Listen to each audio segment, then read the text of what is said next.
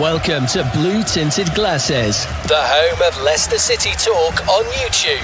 Fan debates, live watch-alongs, post-match reactions, and all the Foxes banter you could ask for. Subscribe now and see the game through Blue Tinted Glasses. Just into race clear. He's got Jamie Vardy with him. Jamie Vardy sets off. Jamie Vardy! Pull back here for Darwin. Oh, he scored! An absolute belter! That is trademark Abdul Fatahwood. This one into the box. Nugent over the top. Oh, what a goal! David Nugent's just scored a beauty. He's made Forest look like fools. Premier League champions 2016. The amazing Leicester City.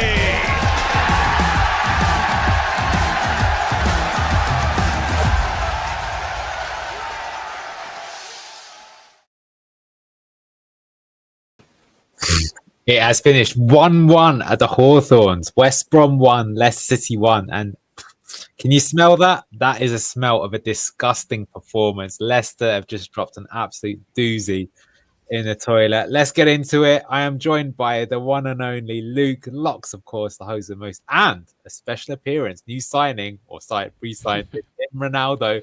We'll come to you in a moment. But Luke, I always give you to make the first call. What did you make of that shower of shit? That was a car crash, boys. That was absolutely awful. All right. Yeah.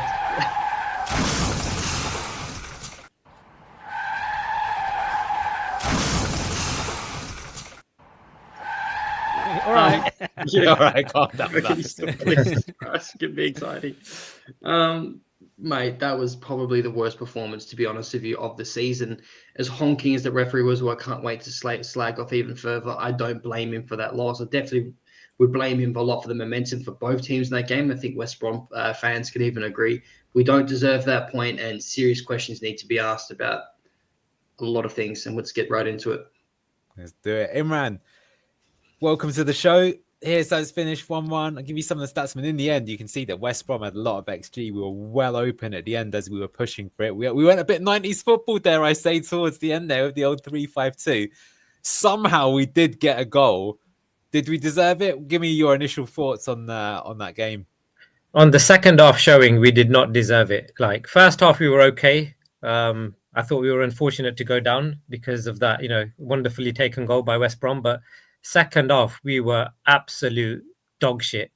We were worse than the first half, right? You'd expect us to be better second half, but nothing was working. Again, Carranza came on. I thought, let's see what he's about. He looked a bit slow, didn't he? It was a bit, I think, it was a bit, I think he's getting used to the English game. It was just getting a bit physical for him. I think he got booked harshly as well. Monga didn't really have an impact as well. I think it was the wrong, these away games are the wrong games, right? To play these sort of players when you're just trying to bed them into the team. And I don't know, man, like I said in the at half time, we just don't create enough, and it took an own goal for us to win the game, right? Even though we didn't win the game, we wish we did. Yeah. So it's just it was just a disappointing performance. But I keep saying this, Locks, I told you this as well, didn't I? In the call-in show on Monday. As long as we don't lose, right? And our unbeaten run continues now to 5 games. So let's look at the positives. We didn't lose. Something to build on again, like we've not lost a game. So a bit of momentum again. But yeah, performance was absolutely shocking. Locks, what do you make of it? I tell you what, give you something to talk about. Let's just get straight into it. So this was our team lineup. I think a lot of people not liking what we see. No changes whatsoever. So we started Ayew up top, JJ in 10. Mavididi stayed in the team. What was your thoughts on the game and the lineup? Yeah, I mean, I just thought, I've been so vocal about this, just because I've been plugged in a lot. Sorry to keep glazing JJ, lads. I do apologise on everybody in the chat, but I was disappointed to see JJ in the 10 again. I'm really not. Cheers, Neil. Nice one. Yeah, Neil, thank you, mate. Legend. Good man. I was gonna say, like, JJ isn't a 10, and I'm not even saying play JJ in the 8. I'm just saying another 10, and I think Ayew is more suited to the 10 role. than Jordan James is. Jordan James is more of an 8 or a 6, but more of an 8. And I was a little bit disappointed with that. Carranza came on and probably proved why Marty didn't start him, right? Like he wasn't very good when he came on. And obviously a lot of fans wanted to see him, but yeah, I wasn't overly disappointed with the lineup. I thought, when I saw the lineup, I thought, right, I'd make a couple changes to it. However, this team is more than good enough to get 3 points comfortably away at the Hawthorns, and it never happened. And I don't think they showed up from minute one. So, and we'll talk more, about the game soon. But yeah, it just wasn't good enough. It really wasn't good enough. Yeah, to play devil's advocate here, were we a bit unfortunate in terms of the game state that they score with their first effort on goal? They didn't have a kick of the ball, right? Then all of a sudden they score. Fantastic goal. Yes, I'm sure we get to him. There might be a little bit of criticism of phase, but honestly, compared to some of the bozo moments he's had, that was not very high up on the bozo scale. And then as a result of that, we have to chase the game. Or I'm kind of talking myself out of this as I say it, by the way. Is it just the fact that then we still didn't really get going and we never got going the whole game? I asked you lots just because we were having that discussion, I think, around half time. Yeah, I mean, I think all season, right, we've had moments in games and that's worrying. We've still to this day, 7 games in, I don't think we can say that we've had a 90-minute performance, and that's including pre-season as well. The Fiorentina game, you think back to that was one of the best performances under Martin. The first half was great, second half was not very good. So we've still not had a full match of a good performance, which is again worrying. I don't think we ever did get going a nil. I know what you're saying, and I know what people would say, that we look to start well, but I think we started well against Coventry in the sense that we kind of went at them a little bit from minute one, and you thought, okay, we could get some here, and then instantly, boom. It changes. So yeah, at least against Coventry, I think you saw a longer period of good play until Ricardo came off. But today, I just don't think we ever got going at all. And I agree, even though we didn't lose, I think it is the worst performance of the season, for sure. Yeah, no, I think that's fair enough. I did say I was trying to play devil's advocate, but not saying that I believed it myself. Let's get on to the match ratings then. So let's start with the keeper, Jakub Stolarczyk. I am going to come to Locks again just because he's the one that's the first one to shout the horns of I'm not really sure Stolarczyk is good enough for a team that wants to get automatic promotion in the championship. And I hate to say it, but I feel like you've either cursed this man or you're seeing something that the rest of us didn't. Fair enough, because what did you make of him today?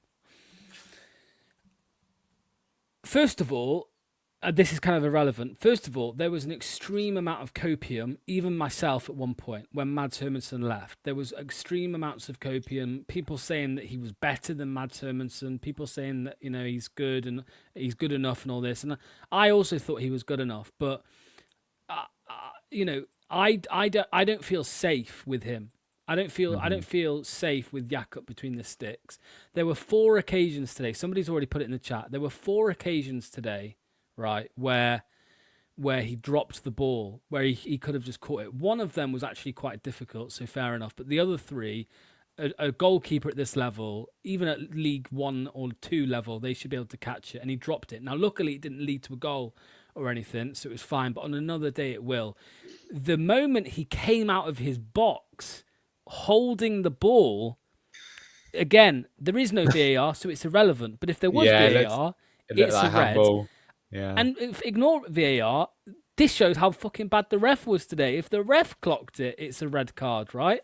So that was another scary moment. The goal, I don't want to blame him too much because I think the defending was horrific. It should never have even got to that point. But I think he maybe should have done slightly better in that.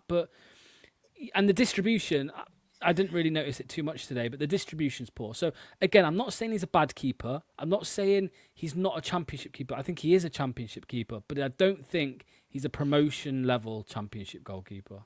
Yeah, I mean, let me come to you, Luke, because some people think being harsh on Jakub is hardly the biggest issue, but he does dive early. And was he at fault for the first goal? Maybe not. What did you make of him, and what rating would you give him?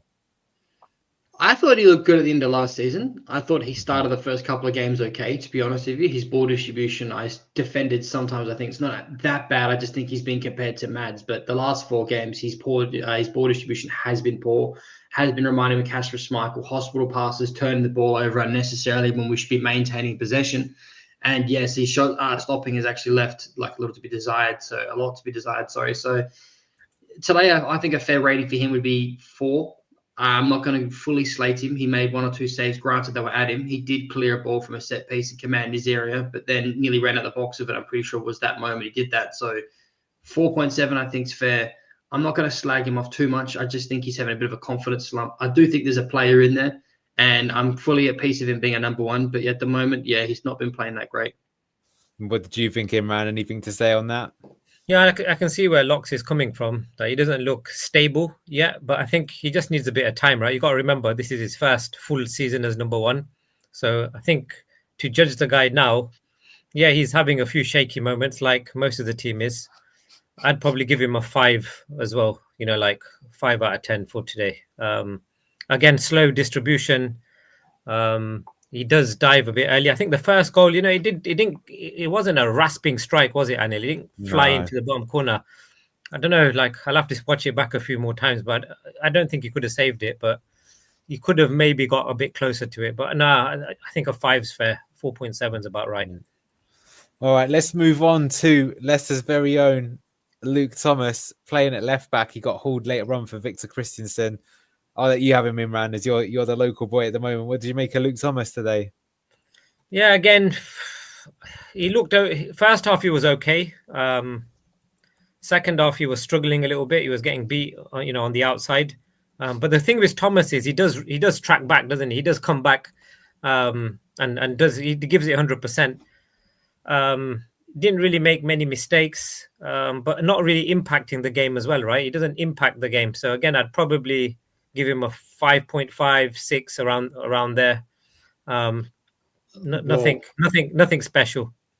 I'd give him 0. I thought he made heaps of mistakes. I thought he didn't track his man properly. He was fouling people unnecessary. He was poor on the ball. I don't think he did one single thing right today. I think he should be dropped indefinitely and not brought back into the side. And that contract should have been ripped up. What a stupid fucking waste of money that was, Rodkin, you idiot, four-eyed idiot moron. That was just retarded. I'm sorry, Imran. I love you, brother, but Luke Thomas was a car crash today. VK was no better. I'll slag him off plenty as well. Completely just scrap the left back at this point. We don't have a left back that can play a Luko in a back 3 alongside either FaZe and Vestergaard or Vestergaard and someone else. Right now, Luke Thomas should not be near our starting 11. He is not a starting player for us. He's a championship and a cup championship squad option and a cup player at best. Luke Thomas is fucking shit. No, Luke, I think you're being a bit harsh. I honestly think he was stable today, right? The thing is, he's not a special player, right? He's just one of those players that you've just got in your squad and you have to play him because we ain't got anyone better.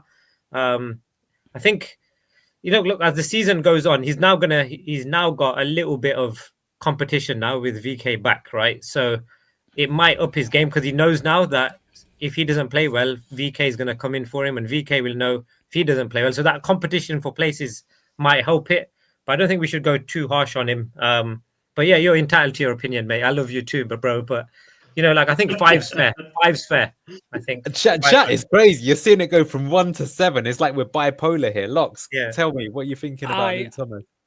I get what Imran's saying about we shouldn't be too harsh, but I think this guy's had 4 years of chances. To be honest, at Leicester. He came through the academy. We were all behind him. Every Leicester fan, Dorco saying about Leicester people should back Leicester, players and all this. And I get this. And I think he had a lot of hype. He had a lot. Maybe he was overhyped as a kid. Maybe that's what it was. I don't know. But he was definitely backed for a long time, and he just never improved. I don't think he's a better player now than he was at 18 years old when he came through. I actually think. He was better. He might have regressed. I think he was better. He was better at 18 years old. Do you know what he is, Locks? I'll explain it perfectly. Like, everyone probably thinks I'm being harsh, and maybe I am, but this is the legitimate what I think about being over the top. I think Luke Thomas is damaged goods. I think he got pushed in too early by Brendan Rodgers. He got chewed up and spat out by, I think it was Luton.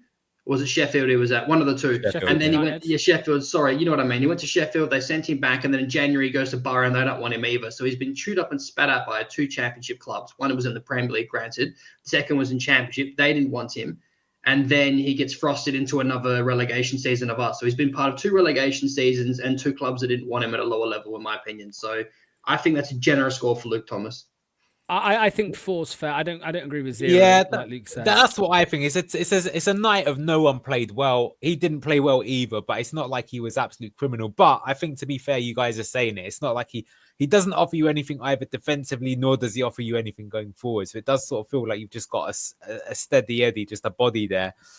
And I don't know. I mean, is it going to get to say? You are right there that he does make some bad passes or doesn't tracking his man is the one that he really gets done by. But let's move on to the other side. Ricky P, the player that probably came closest to scoring in open play, other than that own goal at the end, but not his finest evening. Imran, I'll come to you. What did you make of our captain, El Capitano, Ricardo Pereira? Yeah, so again, it's a story of 2 halves again, right? First half, I thought he was brilliant. He came into midfield, he was breaking up the play, passing it around. But second half, again, like with most of the players, he was poor, right? That's the only word we can use, right? He was bog standard. Started giving the ball away a lot in the second half. Yeah, giving the ball away.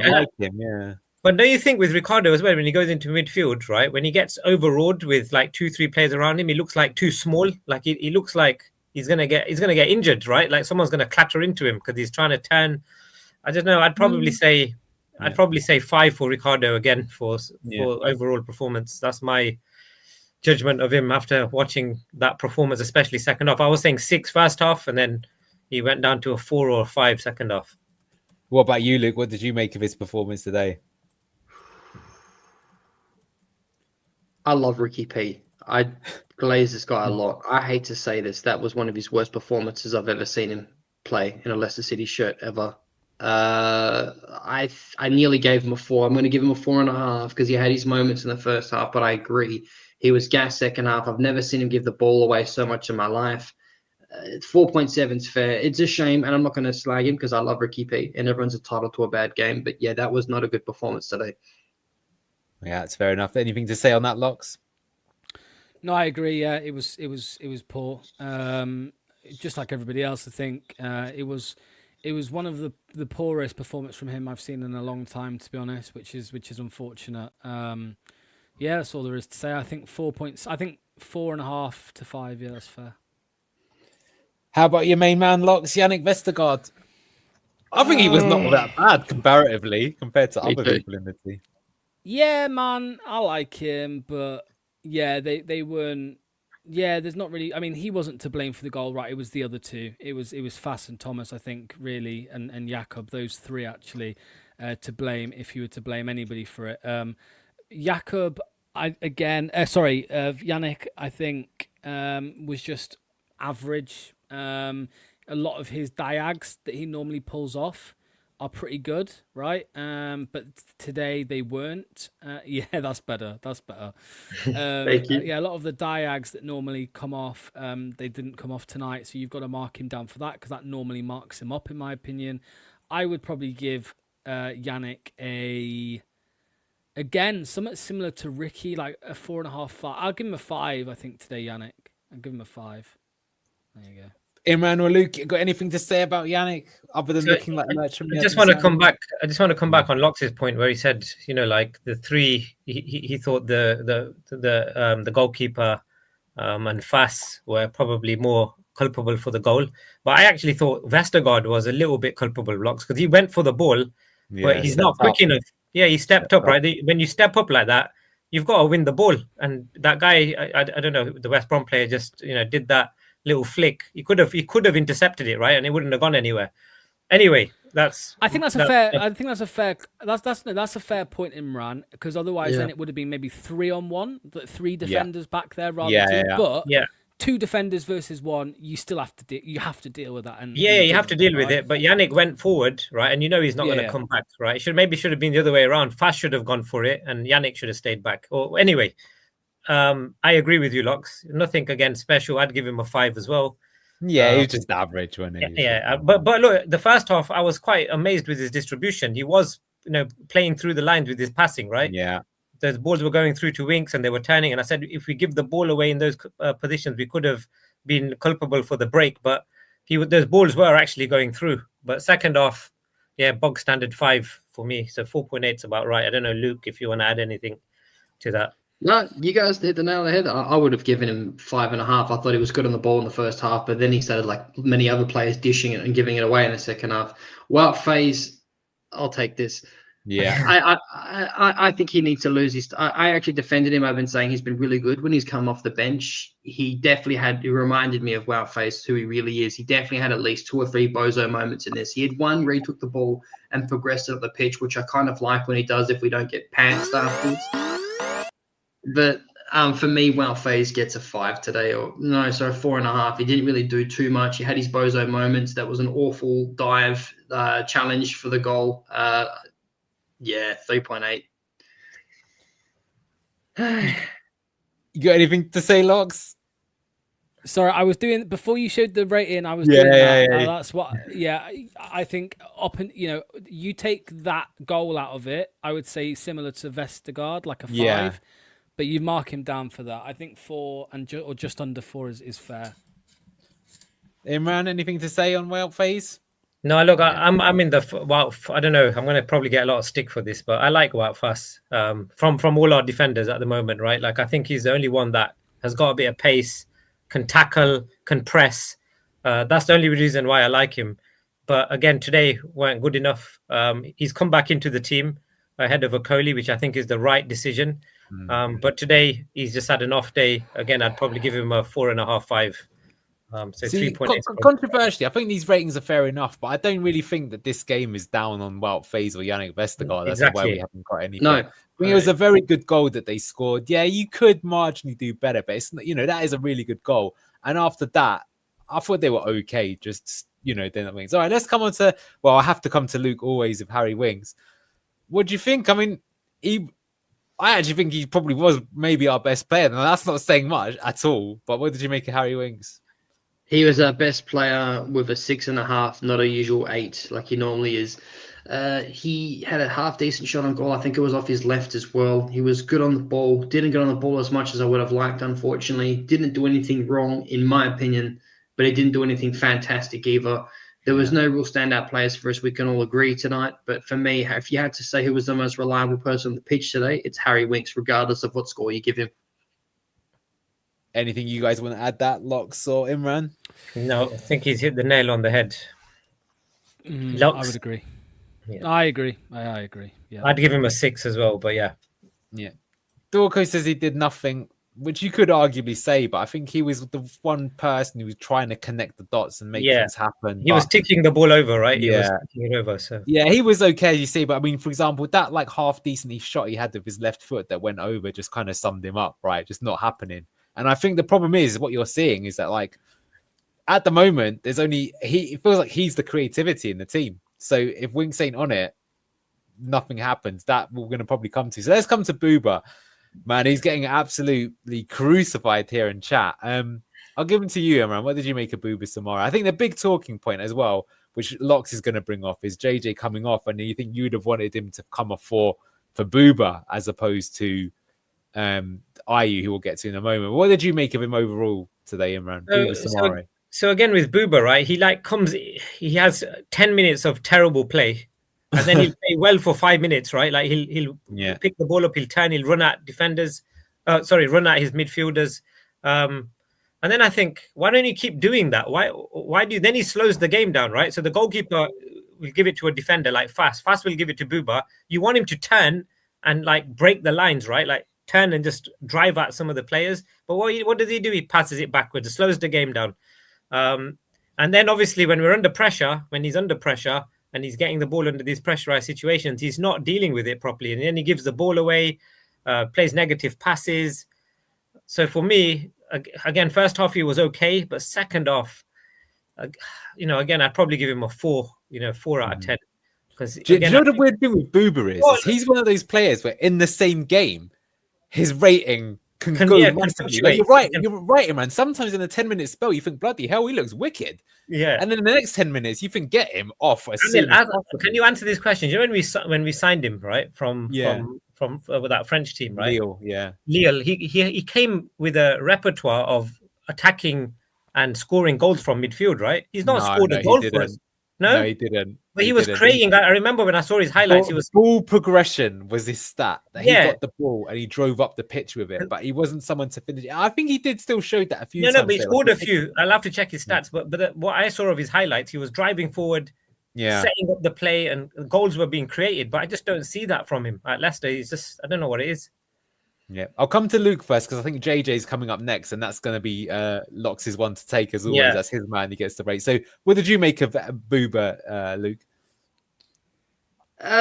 Mixed bag, wasn't it? Like he had his moments where he progressed the ball at the ball up the pitch well, but then his distribution, he gets slagged off a lot. I don't think he really did any honking passes, to be honest with you. There's nothing outstanding, creative, or line breaking that you might see from Yannick or Harry Winks, for example. But I don't think he was as bad as ever made out to be. Didn't kind of a passenger a lot in moments. Again, I think a fair score for him is a 5, to be honest with you. Nothing amazing, nothing honking.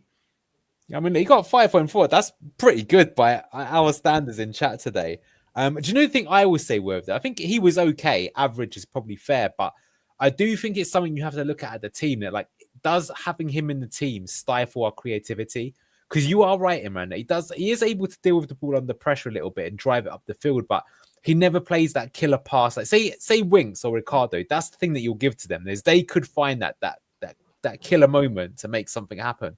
Booba never does. And is it stifling us? Because he wasn't around in the Enzo era, right? Some of the other ones were. So keep that in your mind. You can comment on that. I'm going to go to Locks first. You can always speak about Booba if you want, but I'm going to give you Jordan James because I feel like the Jordan James and Boubakary Soumaré is somewhat related. So talk to me about Wales' finest. I haven't got the national anthem to play here. I'm sorry. Look, this guy is not a number 10. He's being played in the number 10 because Aaron Ramsey in his debut got sent off like a fucking bozo 25 minutes in. That was Marty's plan, clearly, to play Aaron Ramsey in the 10. He shouldn't be playing in the 10, but he is to fill the gap. Now, I thought he was average, if not below average today. JJ, this is. But I think he brings some much needed energy and physicality to the midfield. And I think as soon as you take him out of the midfield, we lose that energy and we lose that physicality. Now, Booba has the energy, as Imran said, sometimes. He turns it on and off. The energy and the progression, he turns it on and off. JJ, I think, should have been in Soumaré's role in the second half. It should have been Soumaré to come off, in my opinion. However, I will say that I thought Soumaré had a decent game. I think it was. I'd have given him a 5. But with JJ, yeah, I want to see him deeper. I don't want to see him in the 10. When everybody said Vardy was rubbish when he was being played on the left wing under Claude Puel, it's because he was out of position, and JJ's role is not a 10. So. I mean, he's covering, isn't he? He is covering because Ramsey's suspended. But I mean, here's an interesting point from Aaron, right? I think I might agree with him. In this game, there's about 5 people that play the number 10 position, right? It started off with Jordan James, then Ayew played it, Bobby Reed played it for a bit. I think did Carranza play it a bit? Maybe. I don't know. I was losing count towards the end as he went to some sort of bastard 3-5-2 system. And you'd have to say that actually in the first half, we didn't create much, but we were actually not bad, I don't think, as a team. We're all right. Like, that's what we were saying at half time. It's the second half we were much worse than the first half. And the big change that we made is we put on Carranza and moved Ayew back. So is it... Well, this is a fair point now, but we do have Louis Page. So, but even he's not an out-and-out 10, is he? He's an 8, I think, in the academy. Yeah. I just... You know, I just think JJ doesn't do... Like, when you look at his stats at the end of a game, he's not there with 100% pass rate, 100% dribble rate, whatever, you know, aerial duels and all that. But I think you miss him when he's on the pitch. That's 2 games now, I think. I know he didn't do much in the first half, or we didn't get progressively worse in the second half. I do think we were worse in the second half, though. I do think there was a slight drop off, and I just think we really missed the energy and the physicality when he comes out of it. So that's all it is. I'm not saying he had a good game at all. I don't think I thought he had, like I said, an No, average or but below look, average game. that's a totally fair thing to make. You do see that in many teams. Like, to be honest with you, Man City's the same, right? You took Rodri out of the team and they fell apart. To a certain extent, Kyle Walker. So sometimes in the ways that some teams play is even if a player isn't playing that particularly well, you actually have to keep him because otherwise everything falls over. Yeah, Imran, talk to me. What did you make of JJ? I thought he was okay in the first half. Nothing. Yeah. He had that shot that just went over, so that's what he's capable of doing, right? Like he will be able to create those opportunities from the edge of the box. But I think as soon as he came off second half, we just lost that structure. Yeah. And that's why I think our performance kind of deteriorated second half, because we kind of lost that link, because he was working hard in there. Okay, he wasn't having a great game, but he was running around trying to win the ball. The off the ball work was very off the good. ball work was there, Yeah. right? Yeah. Whereas Ayew can't do that as much No. as Jordan James. He's not got the legs, right? So I think taking him off was a little bit of a boo-boo by Cifuentes. But look, again, he's just bedding into the team, right? It's his second appearance, or his third appearance, should I say? One as sub and two starts. So I think he'll be okay. Next game he'll start, and hopefully we'll see the better of him in the next game. So I think 5.4 is about right. Yeah. Luke, was this taking JJ off and putting Ayew on instead? Was that one of these moments?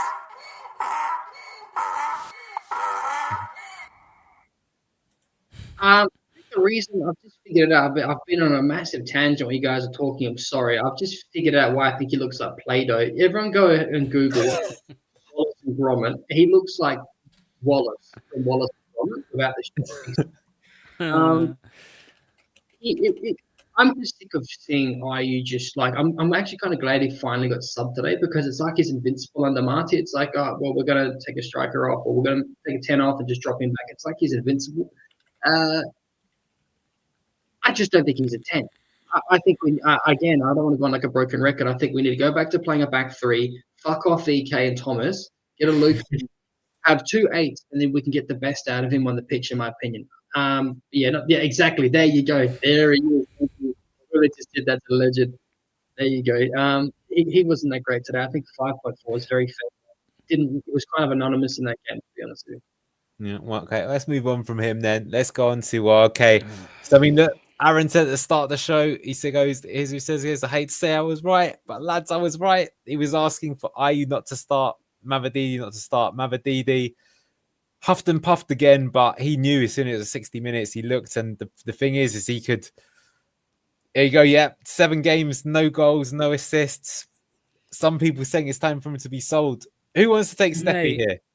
Go on, Knox. Can I just say on Steffi, it's like it's just so frustrating, and I think I don't know if it was Luke or Duck who said it earlier in the stream near the beginning, but like it's because our expectation was higher for him. This is the problem. It's like he really disappointed last season when he did play. I know people will say, "Oh well, he didn't get a fair shot or whatever under Cooper and Rude," but when he played, he was poor.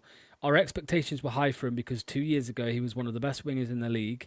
He's come down, and a 16-year-old kid is just better than him. He's just better. Monga is better than Steffi Mavididi at the moment, and it's super disappointing. And I think a lot of Leicester fans like Steffi, and they want Steffi to do well. And you saw fans that would have been fucking ranting and raving about him in a bad way last weekend. They saw that photo of him in the dugout after the game, looking so down and depressed. And I think a lot of Leicester fans were like, fucking hell, like, come on, Steffi. Ric Flair from Big Strong Leicester Boys, who likes to go in, goes in on players. Even he was like, head up, let's get it. And yeah. Again today, like, yes, he did some good things. Yes, he did. He did a bit of skill, and he got past a few players. And I actually think you could argue he might have even had a better game than Abdul. He had a better first half. He had a better first half than Abdul. He made that Ricky chance. Yeah. Yeah, but there was just still not enough there. He's lacking confidence, and as I said at the beginning, you're kind of torn. You want to keep playing him so his confidence doesn't hit the floor. But you need points, and I think Jeremy Monga gives us the better chance of getting points. So Do you know what the biggest problem with Steffi is compared to like when we've seen him at his best? Because we've even seen him play of confidence at moments in the Premier League, whether we played good or bad. The biggest worry for me with Steffi is when he takes his man and he stops and he does those step overs, he stays stationary and it gives the other team so much time to get into position, to get ready to defend, get in shape. If we're going to hit someone on the break with our wingers, you need to have pace, you need to be quick. He's quick initially, and then he just completely holds up the game, and it just ruins any form of transition whatsoever or any counter. So he's devoid of confidence. Sorry, Luke, you're right. Because like when Jeremy Monga wants to do some step overs or a bit of skill or whatever, he'll do it trying to get past the player. Whereas I feel like Steffi tries to sell his man. He stays in one spot and does some step overs, and it just gives, as Luke just said perfectly, it gives the defenders an extra 5 seconds. Even 5 seconds in football is a lot. It gives the defenders 5 seconds to reset and get back. Whereas Monga, all of the things like that he does, he's going at a man. He's trying to get past the man. He's trying to be more direct, and Steffi isn't very direct. And you know what, Locks? That's why quite often you see Steffi Mavidi get teamed up on by either 1v2 or 1v3 purely because of how slow he is when he stops and tries to do those step overs or hold on to the ball. Whereas Jeremy Monga, it's him versus the first man. He either megs him and he moves on. That's it. I'll shut up. I'll let someone else take it. But yeah, I just think it's a shame for Steffi. So I'm not going to be that harsh on him today because I thought he was a bit better first half. I was actually impressed with him first half because he was trying to. He did look. Let's be fair. He did cross the ball with his left foot a few times, and the balls actually did hit their targets. And then he cut in on his right side a few times. Again, I think the Ricardo chance was created by him. But second half, he just fell off a cliff. Like he just disappeared. Right, I didn't see him touch the ball second half, or I don't know what I was watching, but I didn't see him do anything second half, and I think that's why he got dragged. We just need him to get a goal, guys. You know what I mean, or an assist, just to because it happens in five-a-side to me. I have a stinker, right, for the first half an hour. I'll score one goal, and then I'm like buzzing, right, like I can do this now, and I think that's what Mavadidi needs, right? He just needs that goal or an assist just to ignite him.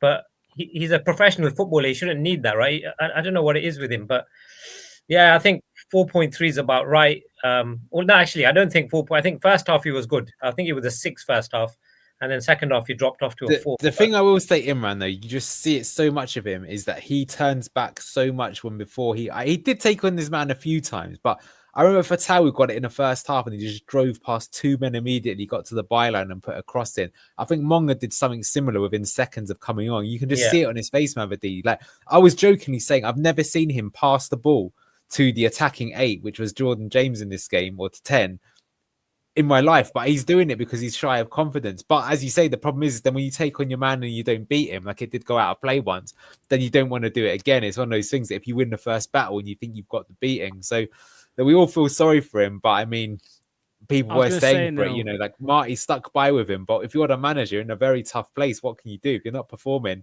don't matter if you did have the class. So eventually, enough's got to be enough. I was going to say quickly. Jake, a friend of the channel, Jacob Horsfall. I know he's been doing a lot of research on Jeremy the last few days, and he's done a video or he's doing a video. But he was watching the game, and he said Jeremy Monga's been on the pitch 60 seconds, and he's already been tripled up on by defenders. Yeah, you know, a 16-year-old, 3 defenders marking a 16-year-old. It's because everybody knows the cat's out of the bag. People know how good he is, and it is going to make his life tougher. Jeremy Monga, he's going to be tripled up on, whereas in the Premier League last season that was never going to happen. So we'll talk about Jeremy soon anyway. Yeah. Well, let's go to his partner in crime on the other side, Abdul Fattah. Not his best game either. I'll give this one to you, Imran. What did you make of Abdul when he actually got shifted out to left wing for the end of the game just to be a left winger and pump crosses in, but not his best day, was it? Not his best day. But again, first half, he started off brightly, right? Like he was, that first 10 minutes, 10, 15 minutes, he looked really dangerous. I can't remember if it was him or Ricardo that put the ball through to Ayew and it just went wide. But I thought 10, 15 minutes, he was good. And then after that, I think West Brom sussed him out. And that's the problem we've got, right? Should put up on him. Yeah, like you said about Winks, it's the same with Fatawu. If Fatawu and Winks aren't firing, right, we haven't got anybody in our team like Mavadidi or Sumare, to step up or Ayew to step up and be that talisman for us. So look, we got to remember as well. I know we know about this, right? He's come back from a really bad injury, so it is gonna take, I think, another month or so to get him in full flight. But yeah, I'd give him a 5 for today's performance as well. But the good thing is he lasted the 90 minutes, right? So that is good, but Buzz has just read my mind. He knows exactly where I'm going with this, because this is the thing that I'm kind of hinting at with the whole Boober thing, right? So the thing is, you can see the difference between Marty's system and Enzo's system is that the player who's inverting, who makes those runs into the inside channel, is Ricardo now, whereas 2 years ago it was Ndidi. Now, Ricardo's the better player than Ndidi, but because Ricardo's coming from right back himself and inverting in, he's not there the whole time. So what Buzz is saying, and he's actually right, is that means naturally the way that our system is that our wingers are more isolated now than they were under Enzo, right? Same with Steffi. Steffi doesn't have that option to pass as often as he might have had when Kieran Dewsbury Hall was playing with him. So is that the thing that Marty's just got to give up on it and push, just like have a single pivot, right? And tell Booba and Jordan James and Aaron Ramsey in the same team and get both of them to be pushing up at the same time. I've got a feeling that might happen. What do you make of that, Luke? Because you know you love your systems as well. I've been saying this since last season. And I said it last stream. I said to everyone in last stream, go back and watch the post-match ratings for last week and listen to me talk about Stefan Mavididi and explain why he looks so isolated. Is because we don't have 2 8s playing alongside him. You can have a single pivot or you can have a back 3, and then therefore that gives you a 5-man midfield. That's my opinion, what I want to see. I want to see a back 3. Abdul Fattah 5.5 is fair. Defensively, he can be handy sometimes when he tracks back and does help. But today, I understand when he takes pop shots. I'm not going to crucify him for it because he does score worldies from there every now and then. But unfortunately, that wasn't his greatest game. And when you don't have, usually what would happen is last season and the season before under Enzo, you know, if Fatawu didn't have a good game, Mavididi did, or Vardy had a good game. When we've got Slow Turtle, Ayew, and Stinko, I can't wait to talk about, and you have 2 wingers that are not getting involved. No wonder we had such a frustrating game today. Yeah, well, Can speaking of the turtle, go on, Locke. No, I just saying. I just saw a clip on Twitter as well. You know when we scored 1-0 and all the players were over in the corner celebrating, and we were like, "What are you doing? Get the ball! Get the ball!" Abdul, I've just seen the clip. Abdul was the only player stood there, pointing at the ball, looking at the players like, "What are you doing? Like, get that ball and get back to the half." Yeah. Good lad. Crazy. Yeah. Well, that's what we're saying is maybe Marty's got to go more to 3-2-4-1. I mean, I will say you've got to say that he hasn't got as many players available to him at the moment. It would be interesting if he played Jordan James and Ramsey at the same time, which I've got a feeling is something we'll try. So, all right, let's go to the turtle. Locks, talk to me. What did you make of Jordan Ayew? This was his worst game? Or was it? Or was it? Give me which one of the 3? Oh, that one, of course. I forgot about that one. I think it was the car crash one, to be honest. Yeah. I think it was his worst game today. I defend Ayew nearly every game. I think today was his worst game this season. He just wasn't good enough. I don't think he's a 1, and I don't think he's a 6, like somebody said. I don't think he's either of them. I think I would have probably given him a 3.5 or a 4 today. And that's the lowest score I've given Ayew this season. I do think it was his poorest game. Can I say quickly, though? I think what's weird of him is that he was not great, but he was okay as the striker. But I actually think putting him as a 10 is what ruined the game for us. Yeah, 100%. That was the worst thing. Like, it would have been better if he just came off and you kept JJ on there and you had Carranza up top. Or it would have been better if you kept him as the 9 and put Reed on or something like that. But him moving to the 10, and that's the first time I can really say that he was poor. Because the thing is, people will say that he was better than Carranza, which you can will probably get to and might well be true. But is it because him playing behind Carranza makes that striker worse? Difficult to say. What do you make of that, Imran? Because you were sort of, yeah. Sorry, Steve. That's crazy. Like, there was another comment which kicked off. Good morning. No joke. There was another comment which I just strongly disagree with. That somebody said we say it every week that's his worst game. No, I don't, and I know a few other people don't. I don't think today was his worst game this season. But I think like I said the other day, he's undroppable at the minute. If you want to play Carranza, play Ayew in the 10. And I've still not got a problem with that, and whilst Ramsey's out. But yeah, go on, Imran. Sorry, you take over, mate. No, I think we're a bit harsh on Jordan. I think he's in a bit of a difficult position, right? Because he's been asked to lead the line. He's not. I think he's okay at it, but he's not that enigma you need up front at the same time, right? We thought that Carranza would be the answer, all right? That's why we signed him, so to give him a bit of help. But Carranza's unfortunately going to take, I think, a few weeks to get settled in. He had a bad game today, Jordan, but I think in previous games he's been okay. He's done what he's supposed to do. But today, yeah, he was. I just don't know what to say. A 4 for me, 3.5, 4. I just don't think he was that great in that position. But I know Luke's going to go straight 1 because he's tough. I'm 100% 1 slow turtle fucking performance. I've defended him as well. I went in on him last season. I've been defending him week in, week out. But today was 100% a 1, 2 at best. He looked like he had a fucking hip replacement last night. If Ricky P can only play 60 minutes, then why can this guy play fucking borderline nearly 90 minutes week in, week out? And if he doesn't play striker, he gets redropped into a 10 position. Today, he was fucking honking. He was so slow. He was absolutely awful. He even gave the ball away a few times, I think. I honestly thought he was awful today. And he should have squared it to Mavididi, although I do think it would have been intercepted. If you go back and rewatch that, I don't think it would have worked, but still, it was an awful shot. He was one of the worst players on the pitch for me today. Exactly. This guy is so fucking slow, man. He was lucky to even get to that ball and have a shot on target. I thought he was actually going to get beaten by his defender. He's fucking way too slow. He needs a spell on the touchline as well and let his hip heal up after he's had a hip replacement. Old ass pensioner. It's a tough one. I mean, I'll be honest, it seems like one of those again that we knew we needed a striker for a long time at the club, and then we're putting a lot of faith in someone that's coming in late in the window. So let's talk Marty then. What would you give Marty's rating today? I'll come to you, Lux. Now, obviously, you've kind of criticised him for the lineup. He has made subs. He did make a sub immediately at half time. I actually didn't think he would do that, but he did. I think this time around, you've got to say... Got it wrong. Yeah, he made the. I mean, look, that's the thing with sub. But I'll say, I mean, we're talking about that, but he did do other things in the game, right? Like he has gone 2 strikers up top. He changed it to a 3-5-2 to get direct. He has actually got a goal from doing that by going direct. There's no way in a million years that Enzo Maresca is ever playing it direct and pumping crosses in to see if you can get a thing. And he did that, and he did get us a point. You know, the sign of a good team is they get points even when they're playing shit. But at the same time, if you play shit for 90 minutes, you're also not a good manager either, is it? So what do you make of him overall? I'm giving him a 4. There was 1 or 2 starting 11 issues, I think. There were the sub at half time. I think he...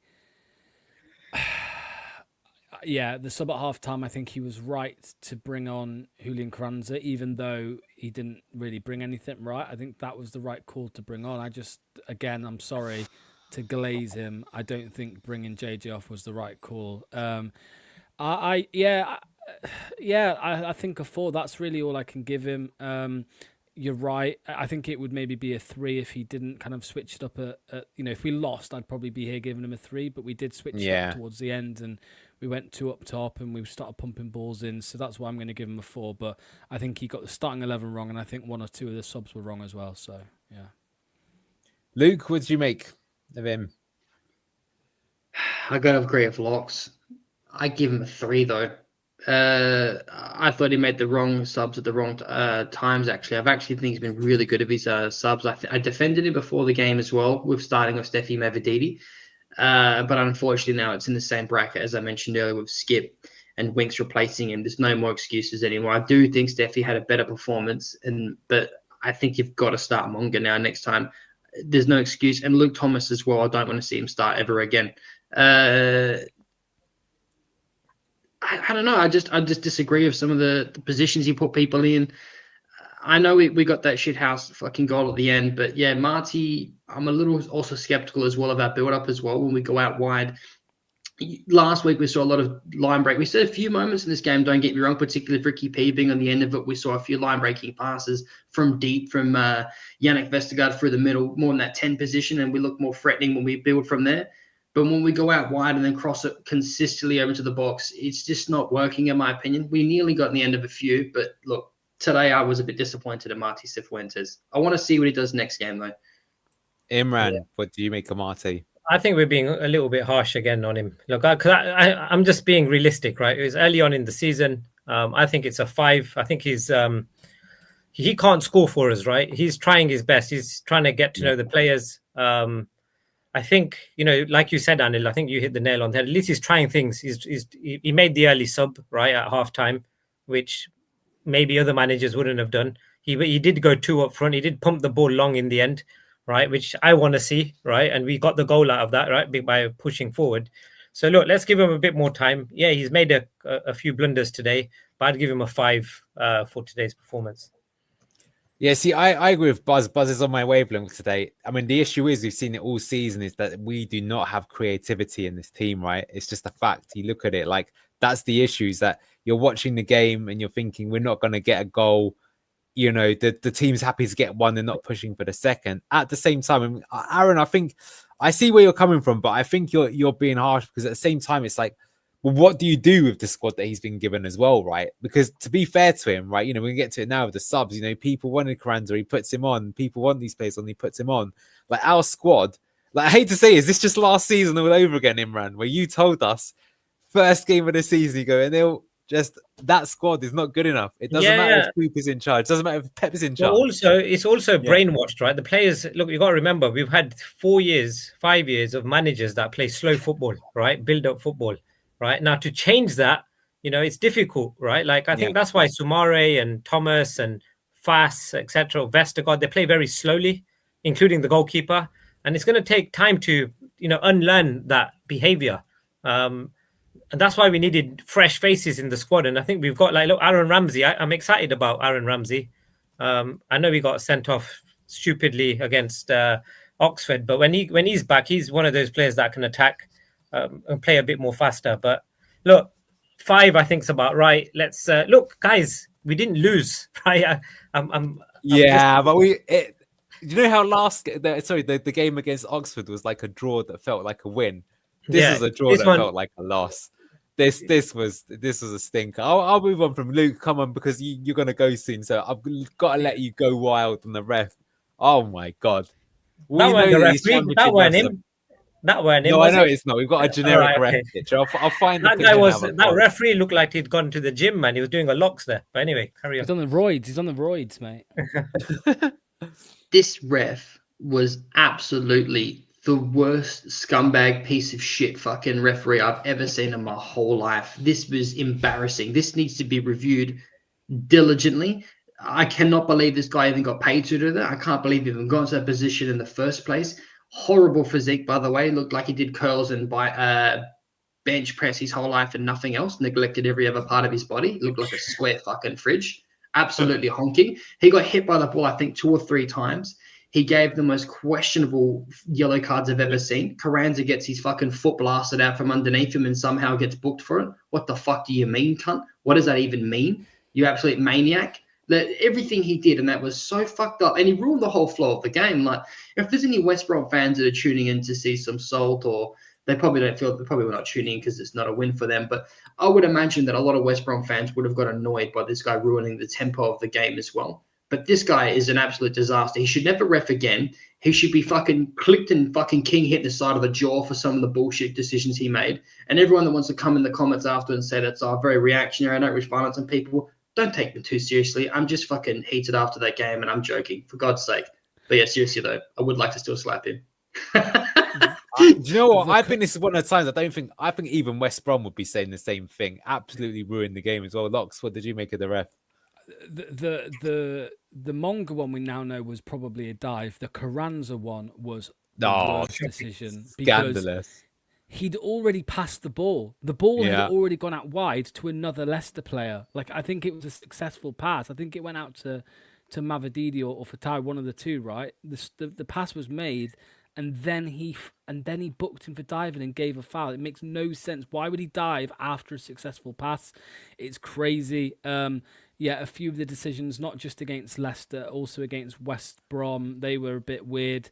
Obviously, getting in the way of the ball. It's actually the worst refereeing performance I've seen in such a long time. I can't remember the last time I saw something as bad as that.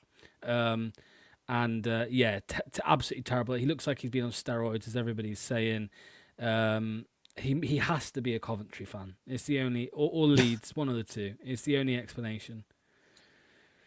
You want to say anything, Imran? I think we just all agree it was crap. Yeah, it was shit. All right, let's go on to the substance. So there's quite a few interesting ones to talk about because we made a lot of subs. They didn't have any impact really, and we can talk about why. So let's talk about it. So everyone wanted him to start. Julian Carranza comes on at half time. But did he really do anything other than getting booked for diving and having a very wayward shot? Looked like he struggled with the physicality of the English game there as well. Locks, you talk to me first. What did you make of Carranza? Well, yeah, I mean, I was joking around during the game, but I was saying, this is the player everybody wanted Ayew to be dropped for. Is this the guy that you all wanted Ayew to come off the pitch for? Yeah, look, he looks a bit of he looks a present, I think, just because of his physique. He's quite well built. I saw a bit of like fight in him. I don't know if you saw that when he had that little rough and tough with one of the West Brom defenders, and I can't remember which defender it was, but off the ball they were having a little push, and I like that. You want to see a striker with a bit of grit and a bit of kind of attitude, a bit of shithousery, whatever. But yeah, there was just nothing there, to be honest. There was just nothing there. I think he had a shot as well, which went way over the bar, and it's early for him. I think you can't really judge him until he starts, right? Like, you want to see him start a game and see how that goes. But today it was poor. I would probably give him because like the average for a sub is like a 4 or 5, right? So I would probably, or a 5. I would probably give Carranza a 4 today, or a 3. Yeah, Kone, what we could have had. Yeah, what we could have had. Imran, what did you make of Carranza? Yeah, just same as Locks, really. Disappointing. He just looked off the pace, didn't he, as well? I think it's not the right game as well to play him. That's the thing. Yeah, he's got to start and not come on with like a hard tough game. We're losing 1-0. He's been asked to come on. He looks.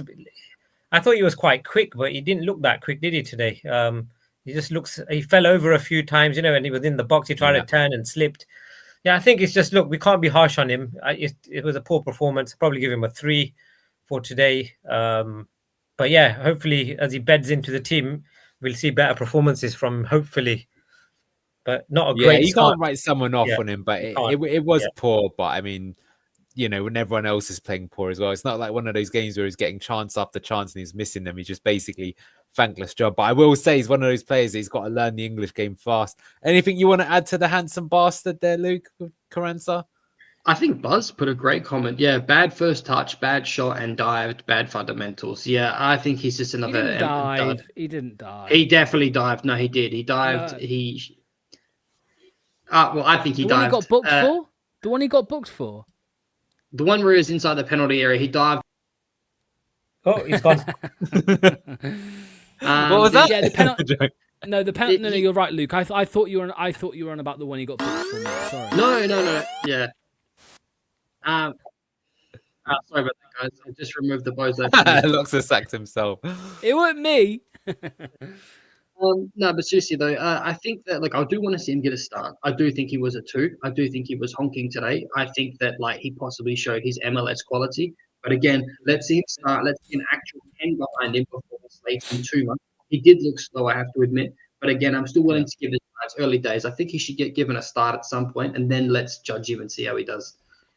Yeah, problem with a player like this is you come into the season late, you've had no pre-season, you've got to learn, you've got to adjust to the pace of the game. Very difficult. But that's just the way we face him, and that's why I'm just unfortunate thing his performance is getting worse, not better. He looked more promising against Coventry, didn't he? But that was at home. All right, let's get on to the J unit. Jezza, Imran, you can say Kim. He came on. So he came on. First 5 minutes, he looked, tricky. I think what I don't know what happened after that. I think once he did that dive, he kind of fell away from the game, right? I think because I think what happened when he dived, right? I think they stepped on him after he'd fallen over.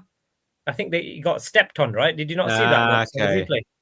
Right. So that's why he got up gingerly, and then he kind of Like he kind of faded away from the game. So again, I'd give him a 5 or a 6, nothing more than that. Again, wrong game to play him on.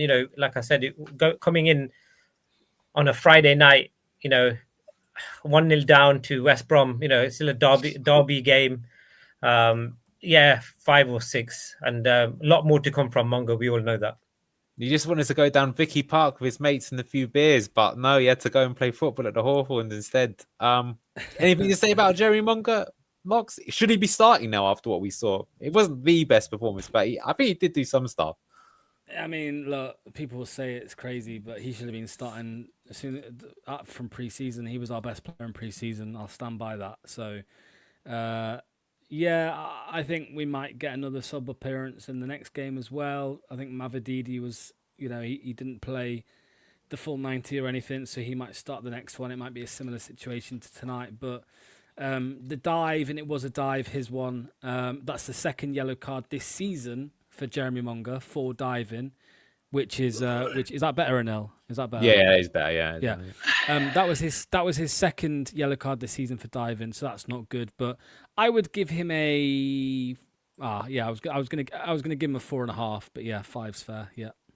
No, I think you're probably right. I think 4.5 is right, but I mean, he's fair enough. We are still also taking into account he's 16. Anything you want to say about him, Luke? He got shifted out to the right-hand side. I mean, that's another thing that you wouldn't see Enzo do. But he did go to 3-5-2, put 2 wingers. That's why he shifted them back to those sides so they could get crosses in. Didn't really have that much of an impact. No, he didn't. I do think that was a bit peculiar. I actually have to agree, and I don't want to get crucified for this because I definitely think he's the better player already. Don't get me wrong, but I actually think Mavididi, if you were to compare their time on the pitch, I actually think Mavididi created a lot more. Granted, there was a formation change as well, to be fair. I'm not saying he was bad, Monga. I just don't think that he got involved anywhere near as much in a short amount of time as we've seen in the past. But hey, he wasn't bad. I just think that I would have liked to see a little bit more from him, and I do think that's down to his positional change. Yeah, I know. So you shouldn't be a team where you're hoping your 16-year-old comes on to rescue the game for you, right? You need one of your more experienced players to be the one that grabs the mantle, and no one really did that. And that's Decode overread did. I was going to say, we'll come to him in a second. He was the last sub to come on. I always have to give Pats and Daka to Luke. Do you know what?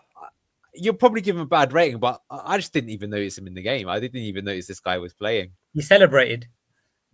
Great. But I mean, it's one of those. I can't say that he was bad because I don't know.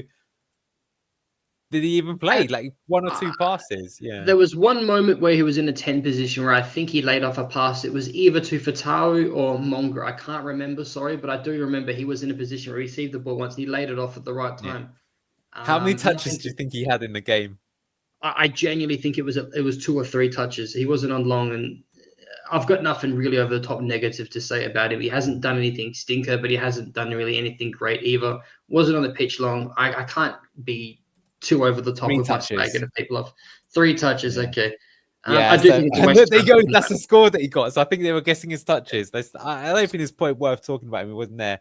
It isn't. We'll end on Bobby Reed, and I'll give him to Imran when we get there. So let's talk about Duck's boyhood idol. I'll get the Bane memes out in a moment. Victor Christensen came back on the pitch. First appearance of the season. Locks, talk to me about Victor Christensen. I'm giving him a 10 for his mask. Man, how bad was that? No, that looked like it looked like he'd come out of hospital. A fucking groin guard on his chin. There you go. No, it's yeah, I think it was pretty poor. Again, I think Luke said it earlier. We just don't have a left back. The pair of them are so bad, and we did a little fun poll, Anil and Luke and Imran. If you remember, I did a fun poll in our community group chat about who was better, Victor Christensen and Luke Thomas, and genuinely, it was like it was tied almost, if not that one vote either way. I don't think people can actually come to an agreement on who's shitter out of the two of them. But Luke Thomas has had a pretty poor season so far. People will disagree. The people who've got erections for a local Leicester lad will back him to the hills. But yeah, I just think he's not good enough. The pair of them aren't, but I'm fine to see him feature and see if he's any better, see if he's improved. But yeah, I'll go to Imran next because I know he needs to jump off in a sec. Yeah, so everything you said, Locks. You said who's shitter, but the poll also didn't tell us who's better as well, right? Because they're both equally as bad as each other. So, yeah, for me, I'd give him a 4. He came on, he ran around a little bit, tracked back, but kept giving the ball away. Took on a player. What Luke Thomas and Christensen are good at. They take on the first player, but then they lose it when they go for the second one. Yeah, right? That's the common theme with both of them. And he did that a few times, didn't he? He took on the first player, drove past the first player, and then he's going to lose it straight after that. It's either going for a wing, or it's going backwards, or he's losing the ball. He's the one that you should. Him or Thomas are the one they pressure to try and get the ball off when we're building from the back. It's the major target. Anything you want to add on VK, Luke? Or have you lost the will to live talking about this guy? Yeah, no, I definitely want to touch on him. He's just a fucking waste of time. Him and Thomas again. I'm going to say this for the trillionth time tonight. Scrap paying the left back. We do not have a left back that's even championship standard. This guy is a complete fraud. He should never have been paid as much money as he has. Duck's deluded to even think this guy's a football player. He's fucking shit. That groin guard in his face made him look ridiculous. Take on his first man, lose it, and then we bat in the back foot while he jogs back slowly to try and track his man and fails at that, by the way, or fouls him and does say bozo. Did nothing positive in that game whatsoever. He was just equally as shit as Locks is right. He's equally as shit as Thomas. They're both bad. He's not even a good left back at championship level. Don't even waste your time playing him. He didn't want to be here last time. Get rid. Don't even have him on the bench. Just fucking awful. What have we got to do to see a Luco get on the bench or at least play? This guy is not a footballer. He's garbage. League One standard at best. Him and Daka need to go to League One. Yeah, I've put a Greek Fox in the box thing. You now know that Warrior was loaned back out to Italy, but Aluko, that is a mystery given he was really good in the pre-season, you got to say, and he hasn't been given the chance at all, which is a bit weird. Or maybe you can somehow get a Coley in there, put a Coley, FaZe and Vestergaard in there. I don't know. I mean, we're defending with 3, something to think about. All right, let's end then. I know Imran's got to. No, I was going to say I know Imran needs to jump like right now. He's got to put the kids to bed. So we'll see you okay. Imran, mate. Cheers, Nice Imran. All right, Cheers, take care, guys. And by the way, Bobby decode over Reed.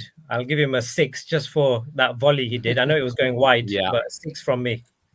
Yeah, all good. All right, well, in that case, I'll give the donkey to you, Luke, because he's obviously your legendary player. He actually, well, I mean, he came on, couldn't have asked for much. That shot was actually going wide, by the way, but he's ended up getting us the equaliser. It's not the first time that he's come clutch for Leicester. So Bobby the called over Reed. What do you think? He gave the ball twice away before that. He's still a fucking donkey. I've got the picture backdrop purely just for him. Yeah. Just talk over it. Yeah, go on. So good. Again, let's give him another start and let's commit to him in a fucking position because we don't even know what he is. We've seen him come on both wings. We've now seen him come on a 10. He's just an ugly, bastardized fucking utility player at this point. But again, I want to see him get a start. Let's see what he can do at championship level with a full 90 minutes before I go full, napalm on him. But I still think he's a donkey. You can't change my mind. I think it's redundant to play these players when we have youth coming up. Yeah. What do you think of this, Lux? Do you think he'll start in the 10 on Tuesday? I've got a feeling he might, to be honest. No, I don't think he will. I think Marty will do the sensible thing, and I think he'll play Ayew and Carranza. To be honest, I think that's what he's going to do. He could. You never know. He could. I suppose. But what? Put Ayew as the 10? Yeah. I think again after today, really? Okay. Well, he played in the 10 for 25 minutes today. Yeah, but that's where we looked at our worst. I don't know. I put it this way: if you said JJ is the 10 and Ayew again as a 9, it was shit. But I'd argue that was the best we looked in the game. But yeah, I suppose. I think I'm probably going off what I want to see. Right? I would rather see Winks, James, Ayew, Carranza. Maybe he won't do that because I don't think I don't think he's sold massively on JJ, to be honest, Cifuentes. But yeah, maybe you're right. Sean, we're going to agree to disagree. I think Ayew brings a lot to the team. I think Ayew brings more to the team than fucking and some others. So Lewis Page, if he's available, Anil, I would actually probably play him in the 10. Well, that's just If Lee it. Page Maybe is he's got to available. come back into the team, right? Looking better. Yeah, Luke, what did yeah. you make of Bobby Reed overall? And do you think he's going to start as the 10 going forward? I hope not. I would have given him a 3.5. I've sounded really negative tonight. Well, looking at the stats, he did give the ball away 3 times. That's a fact. Only 67 passing. I mean, he only had 9 touches, but one touch he had was crucial. The funny thing is, though, is the XG of that goal was 0.04. So when he hit it, it was going wide. He just got deflected in as an OG. You can't be That's a 10 a good point in the chat. Sorry. No, I was going to say, no, you're right, though, because I know you've said it a few times, Luke, over the last couple of weeks, but, you know how we say don't play a left back? Just don't play a 10. Play 2 high 8s. JJ and Exactly. It's the smartest thing anyone said. Yeah. Yeah. That's exactly what we should do, in my opinion. That's what I think he will try at some point. But, the problem is, Locks, I don't think he'll try that until Aaron Ramsey comes back. Because I'm not sure. Well, then you may as well play the 10, right? With Ramsey. You know what I mean? You may as well play the 10 with Ramsey at that point. Yeah, maybe. I'm still not convinced. I mean, it's a fair point. I'm sorry, but why are we forced to play with a 10 when we basically don't have a single player who can play as a 10? A 4-1-4-1 where JJ and Pereira just function as 2 advanced 8s like Enzo. Yeah, at times we're sort of trying to do it, but we could just do it right from the off, right? That would be a better way of doing it. But look, I tell you what, let's call it there. We've been at this a long time. Unfortunately, it has ended 1-1. Bit disappointing. Yeah, I don't think has it ruined your weekend? It's just disappointing, isn't it? Really. Can I just say for anyone that thinks that? Go on, Locks. You go first, brother. No, you go, bro. Sorry, I didn't mean to be rude. I just want to say I've been super negative tonight, and I just want to clear the air. I do say things over the top, but the reason why I'm so negative and frustrated is because I had questions about Marty early, and I actually felt really positive last week. I genuinely thought we were going to kick on from there. There was a lot of positive signs, in my opinion, in our build-up play, our retention of the ball, quality of passing, triangle and patterns of play. It was unfortunate we didn't get a goal last week, but look, I didn't feel control of this game at all, maybe in only small glimpses. That's why I'm really disappointed. I just think it was a poor performance across the board. And I think Locks hit the nail on the head early when he said, if the players don't look up for it, we looked flat. So if I went over the top, I'm sorry. It's just because I genuinely thought we we're going to put a much better performance out tonight.